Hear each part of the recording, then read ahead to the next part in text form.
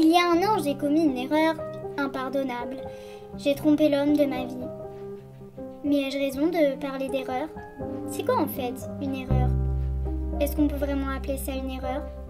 Dans mon dictionnaire de philosophie, il est marqué que l'erreur, c'est l'action de se tromper. Mais donc, si je me suis trompée moi-même, avant de tromper l'autre, est-il raisonnable de penser que j'ai commis une erreur? Qu'est-ce que ça veut dire commettre une erreur?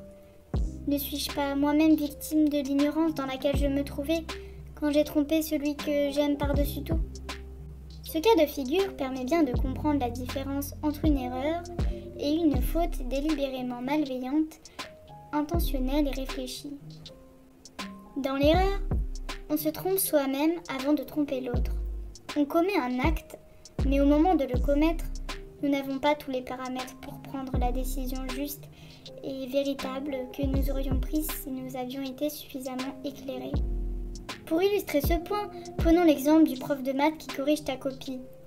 Le mot erreur prend tout son sens.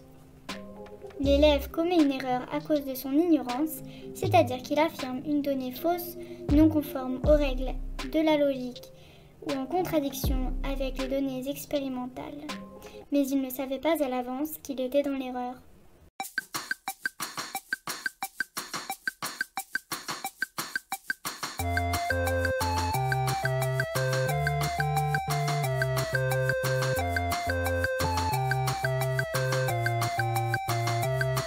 Quand on fait une erreur, c'est qu'on se perd.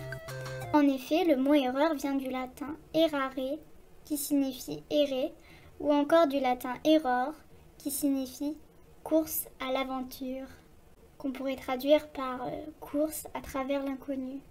C'est-à-dire que quand on commet une erreur, on met un pied dans le vide. Spinoza dit que l'erreur consiste dans une privation de connaissance. En psychologie, on dit également que celui qui est dans l'erreur tient pour vrai ce qui est faux, et réciproquement.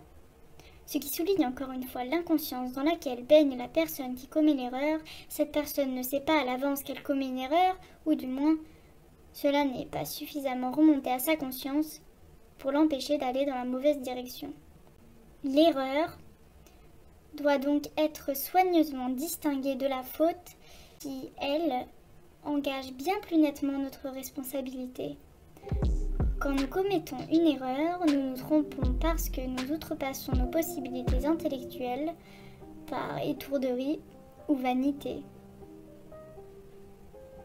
Qu'en est-il de ma tromperie alors finalement? Est-ce que je savais ce que je faisais au moment où je le faisais?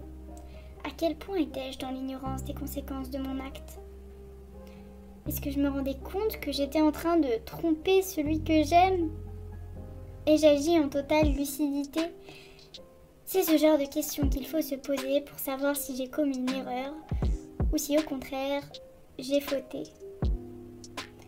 Et toi, c'est quoi l'erreur de ta vie?